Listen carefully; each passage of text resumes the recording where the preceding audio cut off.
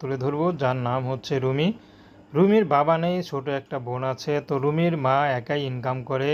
অভাবে সংসার, রুমিকে বিয়ে দিয়েছিল, কিন্তু তার গর্ভে সন্তান থাকার পরেই তার স্বামী তাকে ফেলে চলে যায়। তো রুমি এখন মার কাছেই থাকে।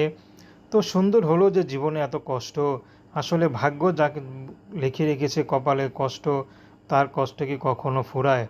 সুন্দর হলে জীবনটা সুন্দর হয় না। তো রুমি একা একা বসে আর খালি চিন্তা করে যে আমি কি ভাগ্য নিয়ে জন্ম নিলাম। যা মার ঘরে কষ্ট ছিলাম, হয়তো চিন্তা করেছি বিয়ে করে হয়তো সুখে থাকবো, কিন্তু সেখানেই দুঃখ। তো এখন সন্তানকে নিয়ে আমি কোথায় যাব, কে আমাকে ঠাঁই দিবে? সবাই তো অবিবাহিত মেয়ে খোঁজে, তো আমার মতো বিবাহিত মেয়েকে কে বিয়ে করবে? তো রুমির এখন একটাই দাবি যে পুরুষই যেমনই হোক না কেন তার ঘরে বউ বাচ্চা থাক।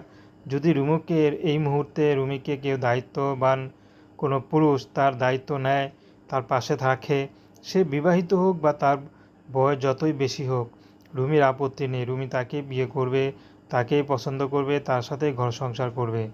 কারণ এভাবে একা একা না থেকে, জীবনটা নষ্ট না করে রুমি কারো ঘর সংসার করতে চায়। তো দর্শক, প্রেম ভালোবাসা সাহায্য সহযোগিতা বিয়ে শাদী করা একান্ত আপনাদের ব্যক্তিগত।